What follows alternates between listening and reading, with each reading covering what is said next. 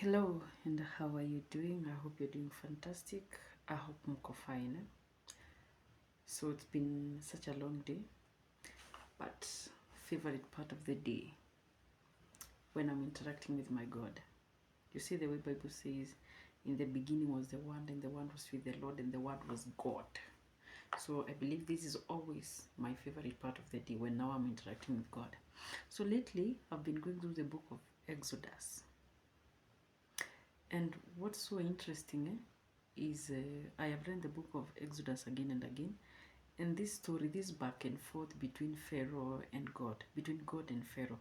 Do you know, sometimes I was just getting bored by it because I was like, kwani huyu Mungu na huyu Pharaoh.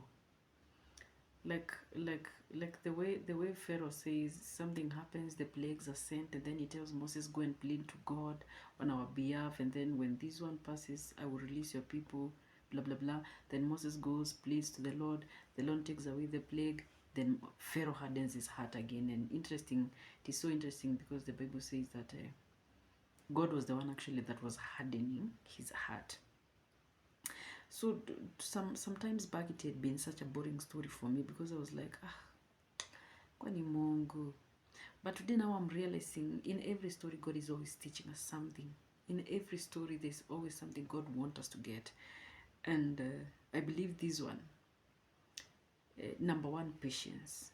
Do you guys see how God has really been so patient with Pharaoh? That like a million times. And then again, ni kama anacheza hide and seek and God. And this is where we are seeing the fatherly figure of God.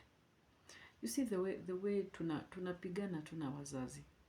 You are like, oh, I will do, you do not do. He comes, forgives. Oh, do not repeat, you repeat. That is the same kind of love God is really trying to show us, and patience. The way God is, like the magnitude of God's patience with his people.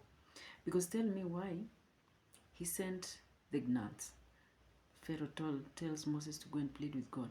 God takes them away. Again, Pharaoh hardens his heart. He does not release the people. The hailstorms, the death of livestock, the whatever.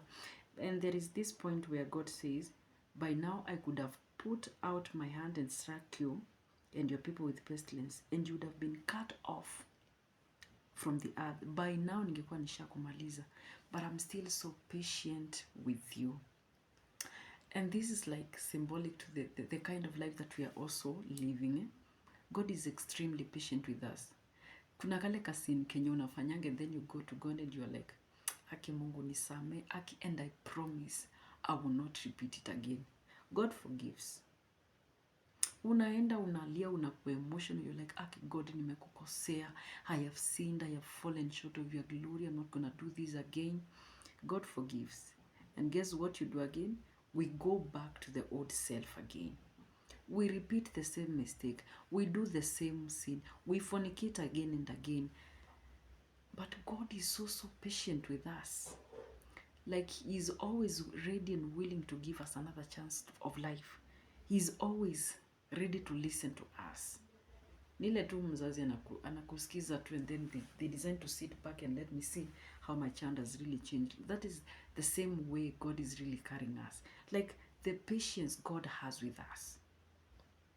You fornicate today, unaenda Sunday, you're like, God, I promise. You steal today, God, I promise it is not gonna happen. You gossip, you're like, Akikara, your word tells me that blessed are they that do not sit with the scornful. I promise I will not repeat again. But kuna kale tu kashetani tu kana kuentice, and you get back to the old self again. And sometimes we may feel so guilty. You're like, when am I even playing hide and seek with God? Of course it is not right. But I'm trying to understand the magnitude of God's patience with us. How he's always like, nimekusikia na usirudie. But unaenda tena again unarudia. God is always willing and ready to give us another chance. But that does not mean that we continue in sin. You see, Paul says that we are saved by grace. Paul says that where sin abides, grace abides even more. Where sin abides, grace abides even more. But then again, it says, but that does not mean you continue taking advantage of the grace of God. And just because the grace abides even more, you can now continue sinning, and then God does not encourage that. Because unaona ya last vile alikuja kufanya, he kills the firstborn. So sometimes we wait until it is too long. God bears with us until it is just too long and too wait. Like we play hide and seek with God until sometimes it's just too late. Until it just decides to release his wrath, until God loses his patience with us, because he has entertained us for so long. And how I hope and pray that we may take advantage of this chance that God has given us, na tuache kucheza na patience ya Mungu. But God is really and extremely patient with us. And the love, He's always readily willing to forgive us and give us a millionth chance. But let us not play and joke with God until it's so late. Bye. Bless you.